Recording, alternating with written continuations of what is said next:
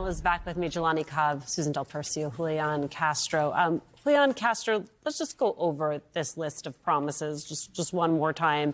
Ending the war of, quote, Russian aggression against Ukraine, promising to cut funding to public schools that teach CRT, cutting funding to schools that have vaccine mandates, increasing drilling and fracking. I mean, how many of those things do you actually try to do through executive action, just to sort of say, like, we are out here, we are doing something, and how quickly does he realize that, you know, he's going to need to go through Congress to get most things done?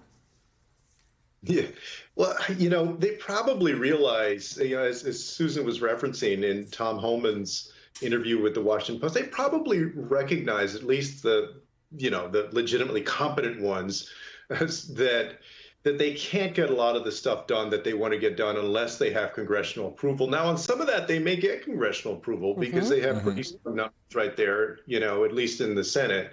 But I think that what they're going to do is they're going to huff and puff. He's going to huff and puff on all of these issues. The cabinet secretaries, once they get in place, will start trying to move forward on each of these as priority items. And we'll see, you know, whether they're able to actually get some of these across the finish line. Probably within 4 years, you can get some significant new regulations done, and also Biden administration regulations clawed back. But on a whole bunch of these, they're going to trip up over things like the Administrative Procedure Act or other what you would consider mundane laws that if you violate them, in other words, if you don't do your rulemaking appropriately, you're going to get pushed back in court, and those regulations are going to get overturned. We saw that happen to the Biden administration, to the Trump administration, and administrations before that. So I expect that they're only going to get, you know, a few of these done. I don't think that 4 years from now we're going to be sitting here saying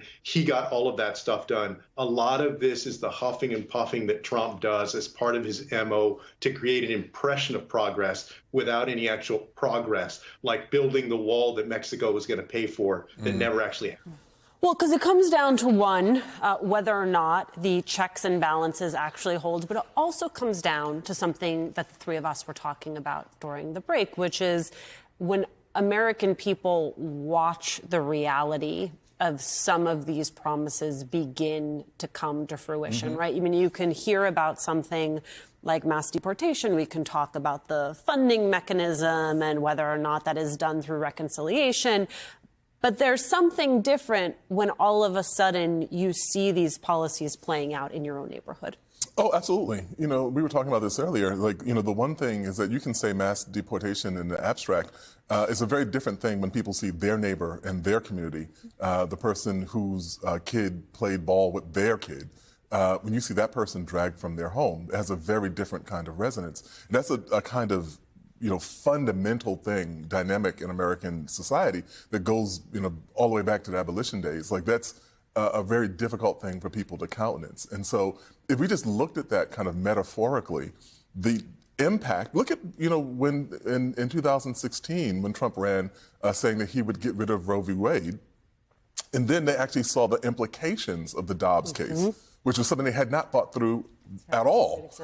And so there are a dozen kind of landmines like that, where there are policies that rhetorically might sound effective because everyone in the audience cheered when you said it, but the implications of it are things that you aren't prepared to deal with at all. But for the last several decades, Democrats, here's a big difference between Democrats and Republicans. Democrats believe a lot of their problems would be answered if they had control of the federal government, the House, the Senate, President. They look for answers and to get their policies implemented there. So, for example, if we're talking about vaccinations in schools, you know, or eliminating the mandate, Democrats would be wise to get on the ground and in their individual schools saying, we want to protect this and build not in a political way, but in a protect your children's way. Democrats really need to step up on their grassroots, individual, city council, assembly district, you know, races and see that change happen there. I mean, to your point about you don't like to see your neighbor taken away. Well, if deportations are questioning starting to happen and we see people knocking on our neighbors' doors, maybe we tell everybody so we all go to the restaurant that they own or the hardware store. I mean, you have to develop that community behind whatever you want to protect. And frankly, the Republicans were doing a really good job of it. Look at book banning. I mean, I just say flip that script. Sure. Take all of those policies and start bringing it home where the pushback is real to the elected officials on the ground. I just wonder, Julian Castro, how that plays in a place like Texas, what it actually looks like to bring those fights to the state and local level. Yeah, I mean, one of the things that happened in the first Trump era, including here in Texas, was you saw groups like Indivisible rise up and anti-assault weapon groups, pro-gun safety groups. After what happened in Uvalde, for instance, you saw moms come together in that community and lobby local government and the state government to make a change. Now, it's also true that, look, change hasn't happened in a state like Texas nearly as quickly as you would like, and in some cases not at all on these issues. But we have seen that groundswell of people becoming active.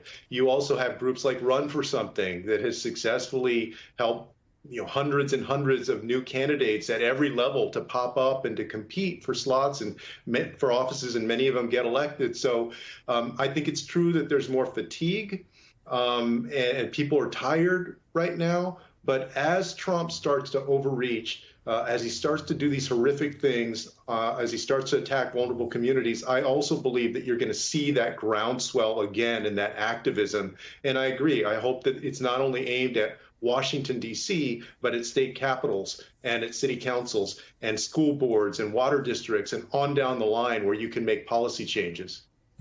I think about the fact that we have had I want you to make your point, but that we've had authoritarian experts on who say, you all keep saying 4 years or during his first 2 years, but something you need to understand about autocrats is that there may not be a 4 year. I mean, this may become a rolling term if he were to actually reckon with American democracy the way that he has talked about. Yeah, I think there are two things here. One is if we're talking about this just in the kind of standard politics, which this is not standard politics, but if we just kind of use this for a moment.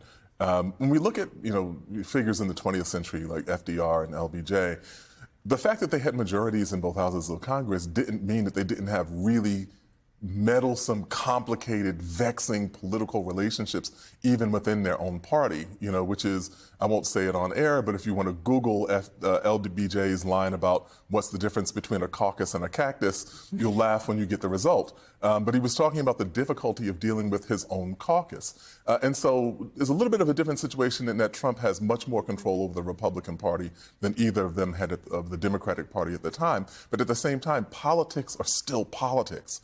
And so that's not a kind of done deal or a kind of given. The other side of it is, on the authoritarian side of these things, that is absolutely true. Which is why, for me, the institution that, I represent most closely is, the media and the press, why we have to be relentless in our audacity and our courage and our willingness to call a thing what it is on its face. And what we do best is educate the public about the nature of the moment that we're in. And I think we have to do that relentlessly without any fear.